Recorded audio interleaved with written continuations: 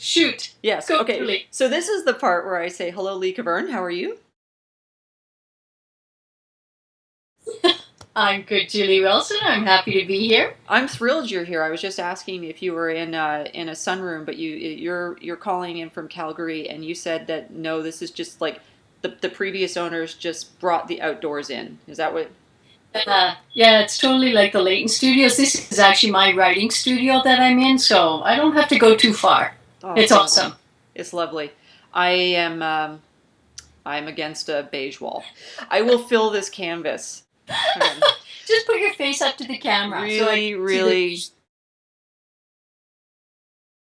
There's Buck. There's the puppy. So the Matter of Sylvie takes place over 3 decades with 3 narrators, and each narrator is on one pivotal Wednesday, essentially, and it all rotates around a severely challenged child who is Sylvie. So it's the Matter of Sylvie and how each narrator deals with the challenge of raising this very difficult child and the choices that they make on their one Wednesday. And the narratives are all interspersed, and sort of the story follows itself to the end narrator, essentially. And what makes Sylvie difficult?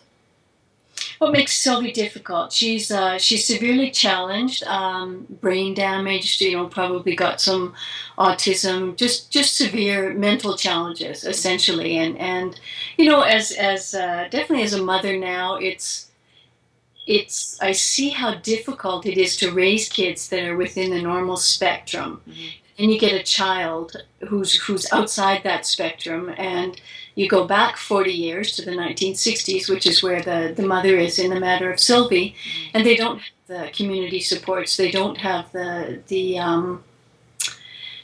kind of outreach that they do now, and it's really difficult and really a struggle. Mm-hmm.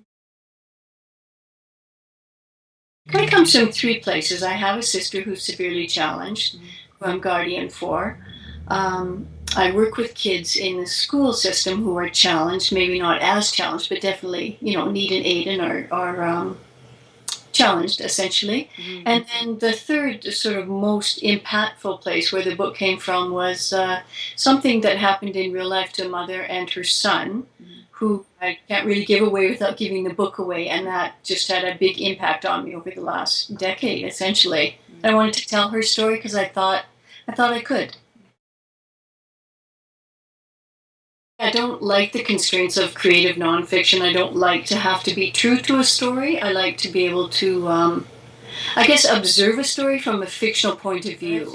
I think really I wrote the book from my mom. Like, I think my mom's not alive anymore, and I was young when my sister was at home, and, we were 11 months apart, so I wasn't overly cognizant of what struggles my mom was going through because I was a kid, right? Mm-hmm. So I think I wrote the book for my mom just to understand her life and my father's life. But again, the fictional aspect in conjunction, where it kind of parallels with the other story, mm-hmm. is what I like about fiction as opposed to memoir or nonfiction. I like to be able to speak about things, and I think you can do that more freely in fiction, mm-hmm. than in memoir, where you have to be true to things, right? Well, and I guess in fiction, as such, you can arrive at a truth, maybe more succinctly, for not having to be shackled, I guess, to fact.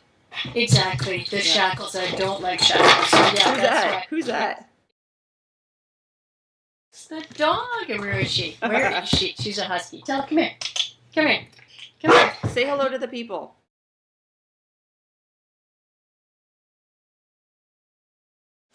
Well, you know what I did, because there's so many books out there that I'm influenced by and that have influenced me. Mm-hmm. I narrowed it down, and how I narrowed it down is that I chose 5 books that made me initially want to be a writer and still make me want to write.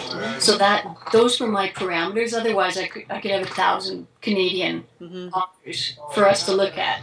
So I started with my first read was Alice Munro. My mother-in-law is an ex-professor, and she wrote one of the first books on Alice Munro when Alice was first starting out. So she was the one that kind of turned me on to Canadian authors, literary fiction, women in particular, and that was huge. That in turn opened up a whole world for me. And I mean, people either love Alice Munro or they're not a fan of hers, but I think you can't deny that she's the queen. Like she's the queen of definitely short stories, which are my first love. So Alice. Yeah, Alice. Alice, yes. Move on to Margaret Lawrence. Oh, Again, classic, classic Canadian woman writer. I think what I liked about Margaret Lawrence, after coming off Alice Munro, is that she gets down in the muck with her characters, and I love that.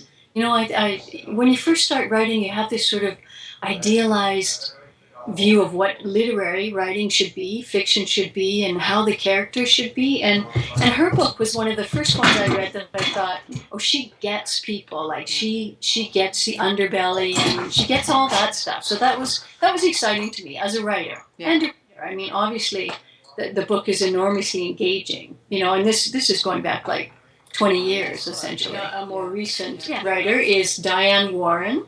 Oh, yes. A Reckless Moon. Now, I was just actually talking to Diane because what I was remembering of Diane's writing was a short story that she'd written, which was not actually in this book. It's in Bad Luck Dog, which is another earlier short story collection. And she'd written about this character who breaks into this farmhouse, and there's an elderly couple, and he's I don't know. He needs something. He's going to rob them essentially, but he scares them really badly. And then by the end of the story, he goes and he sits in the town bar and he waits for the police to come and get him. But the character it was just beautiful in the sense that the character was not likable. Like you didn't like the guy, and you didn't like how he was terrifying these elderly people. Oh yeah, he runs over one of their chickens on his way out with the truck. So there's this kind of humor, and there's this kind of things going badly and going sideways. And yet, at the end of this story, you're in the bar with this guy waiting for the police and you actually feel sorry for him. And that was huge. Yeah. That Diane Warren could write about a character that you didn't like and make you care about him and make you understand how things went from A to Z horribly. This is Roberta Rees, and this is Long After Fathers. Mm-hmm. I don't know if you know Roberta Rees. No, I don't.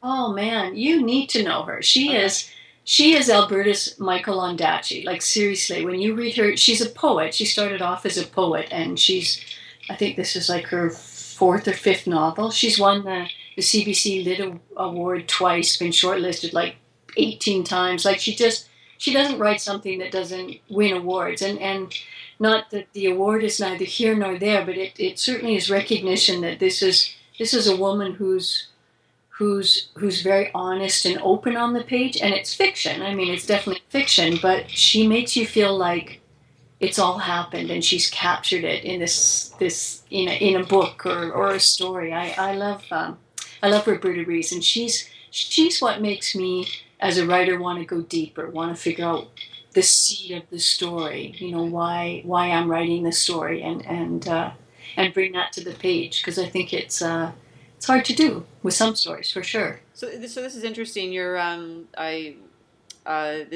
you're not just speaking to your enjoyment as a reader, as a writer. You're learning a lot from these books as well. Yeah, for sure. Yeah, and I mean, definitely, I'm first speaking as a reader because obviously I'm reading the books, but it's how they influence me or how they impact me as a writer, and they're like a textbook in a sense. So I guess I'm a more specialized reader. Right. Yeah. I'm looking for something from the books that I'm choosing. Yeah. And that's not to say that you have to be a writer to read these books, not at all. I mean, the stories are enormously engaging. My last book, you probably know who Fred Stenson is. Oh, yeah. Oh, good. That's exciting. So this is Fred's first published novel. Uh-huh. This would have been, oh man, this has got to be like 35 years ago. So Fred and I, the little backstory is, when I launched my first novel, Brindle Glass republished Fred's first novel. So we launched them together. Fred's been a mentor of mine up at the Banff Center 2 or 3 times. And I love Fred. I love his work. I love his, do you know Fred? Yeah, and definitely he's part of my education. And what I like about this particular book is, and it's different than his other books, which are historical fiction. This book is humorous. It's funny. Like there's kind of laugh out loud scenes in the book. And what I liked about that, again, in my early writing days and reading days too, that Canadian literature can be funny. I mean, Lynn Cody does it. There's lots of Yeah. people that do it, but for the longest time, there was this kind of stigma that if you used humor in literature, that you were somehow not serious, Mhm. your book was not worthy, and certainly your book was not, sort of being, you know, trumpeted for anything unless it was, serious and dark and deep. And Fred taught me that humor can be an enormous tool Yeah. in writing fiction, and I love that, because otherwise my last 20 years of writing would be really dark, Yeah. right? so Yes. so yeah, Yeah. again, just reading for the enjoyment, but there's a depth to it as well, right? With Yeah. the humor, and yeah, it's life, right?